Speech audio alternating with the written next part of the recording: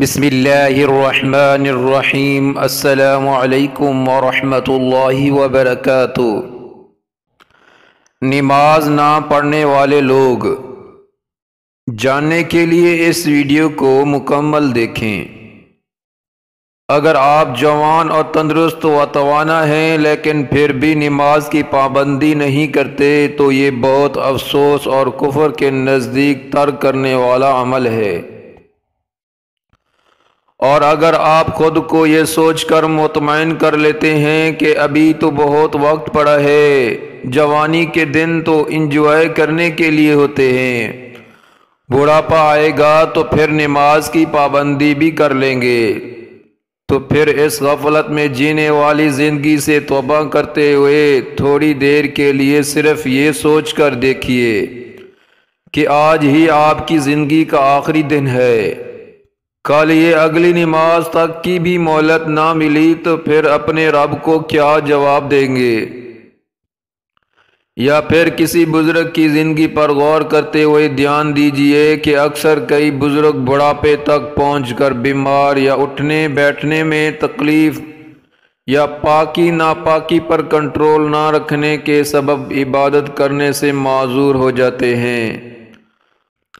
ہو سکتا ہے آپ کو بھی فراغت کے باوجود نماز کی توفیق نہ مل سکے، یا پھر آنے والے وقت میں آپ بھی کسی معذوری یا مرض میں مبتلا ہونے کی وجہ سے اپنے سر کو سجدے کرنے سے محروم پائیں، تو آپ کے پاس سوائے پچھتاوے کے اور کچھ باقی رہے گا؟ مفہوم حدیث ہے کہ قیامت کے دن جب اللہ سبحانہ و تعالی کے عرش کے سائے کے سوا کوئی سایہ نہ ہوگا تو اس سائے میں ان نوجوانوں کو بھی جگہ ملے گی جنہوں نے اپنے جوانی کو اللہ کی فرمانبرداری و عبادت میں گزارا ہوگا، اور وہ لوگ بھی اس عرش عظیم کے سائے میں جگہ پائیں گے جن کا دل ہر وقت مسجد میں لگا رہتا ہے۔ سبحان اللہ۔ ذرا دیر کے لیے اپنی موت سے قبر تک اور قبر سے قیامت تک کے بارے میں ضرور سوچئے، کیونکہ مرنے والے کے لیے تو قیامت موت کے وقت ہی شروع ہو جاتی ہے۔ جو نمازوں سے غافل رہتے ہیں ان پر عذاب مسلط کر دیا جاتا ہے، اور جو اللہ کے نیک فرمانبردار بندے ہوتے ہیں ان کی قبر جنت کے باغوں میں سے ایک باغ بنا دی جاتی ہے۔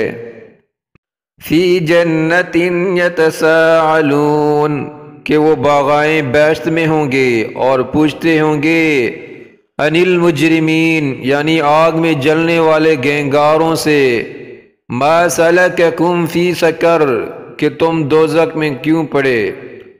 قالوا لم نک من المصلین، وہ جواب دیں گے کہ ہم نماز نہیں پڑھتے تھے۔ آپ بھی اپنی اچھی صحت اور فراغت پر اللہ کا شکر ادا کرتے ہوئے آج ہی سے نماز کی پابندی کا عہد کیجئے، اور اللہ سے دعا کیجئے کہ اللہ تعالی ہمیں 5 وقت نماز پابندی کے ساتھ پڑھنے کی توفیق عطا فرمائے اور ہمارا خاتمہ با ایمان ہو، آمین۔ اس ویڈیو کو صدقے کی نیت سے شیئر کریں اور اس چینل کو سبسکرائب کریں۔ جزاکم اللہ خیرا۔